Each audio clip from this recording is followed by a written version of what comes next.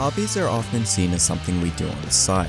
After all, it's just something entertaining to pass the time until work comes, right? But what if I were to tell you that hobbies are much more powerful than they seem? They play a vital role within your life that you may not even be aware of. In fact, a study from the Society of Behavioral Medicine suggests that people who commit to particular hobbies have less negative emotions and fewer moments of stress. But it goes much deeper than that. I was a pretty average kid. I got interested in things here and there, but apart from video games, nothing really stuck. So as I grew up, I eventually just accepted that I wasn't going to be someone special. That was until I got introduced to skateboarding. Skateboarding was my first obsession. The clothes, the culture, the tricks, the style, everything about it I was completely absorbed in. And before I knew it, I was spending 2 to 4 hours a day buying baggy clothes, practicing tricks over and over again, meeting new friends that also skated. And this continued on for about 2.5 years until the passion eventually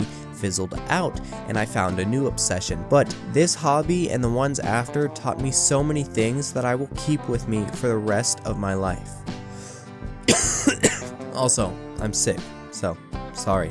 When I'm skating, lifting weights, doing other hobbies, I don't always want to continue. My legs might be tired, my arms may be giving out, but if I've got a goal to reach, a tray flip or benching 225 pounds, I won't stop until I've reached that goal. This is one of the first reasons why hobbies are so powerful. It teaches you self-discipline. Nobody cares if you land that trick or play that song, except you. It's up to you to try again and again, and fortunately with hobbies it's not as taxing because it's masked with a fun experience. And when I reflect back on my actions, it makes me realize that if I applied this effort to anything I do in my life, I could achieve anything. And achieving something is fundamentally the key to living a happy life. Neuroscientists have actually found that humans are happier when striving for something. A hobby gives you that exact challenge to try and beat, and once you pass that, there will be another obstacle within your way that you have to get over. It's almost as if you're playing a video game and you're doing all these challenges and side quests so that you can fight this boss, but once you beat that boss, you beat another boss, and then you have to beat another boss, and the cycle continues.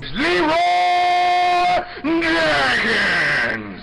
What I'm trying to get at is that hobbies are infinite resources of challenges, rewards, and in a way, happiness. But it doesn't only give positive emotions, it also takes away the negative ones. As you recall from earlier, studies have shown that hobbies reduce overall stress. These activities are distractions for you to focus on and give you a chance to collect your thoughts subconsciously while enjoying your fun of choice. But also on a physical level, when partaking in these things, your body is much more likely to release endorphins, which are natural mood boosters. So in a way, you could think of your hobby of choice as a mindfulness practice. I feel like I pushed aside the most obvious reason to do hobbies in order to try and make this video more deep or whatever, but really, you should do hobbies because they're fun. Alright, you shouldn't feel guilty that you're having fun or doing something that's not making you money. We work to live, not the other way around. So we should be able to have our moments where we just play guitar, skateboard, sew, crochet.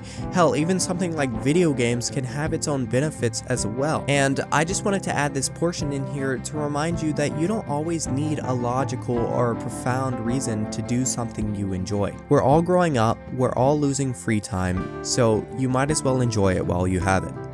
Mwah. That being said, there's certainly nothing wrong with turning a hobby into a source of income. People who have started bands, sold online courses, blogged about fashion, and many others have successfully turned their passion into a career. It's a great way to fuse the two together so work can be enjoyable at times and not always feel like work. Now listen, I'm not gonna sit here and lie to you guys saying that I've achieved this yet, but YouTube is one of my main hobbies that I will eventually turn into a source of income. And that's not me boasting saying, oh, I know my videos will make so much money because my videos are the best, mwahaha. But it is me saying that I know if I put effort, hard work, and love into this passion of mine, it will eventually pay off. And when it does, it may not be a hobby anymore, it may just be work, but hey, it'll be a damn good job to have. So thank you for your support lately, and thank you for clicking on this video. I think that's it though, guys. I'll see you later. Hope this helped. Bye bye.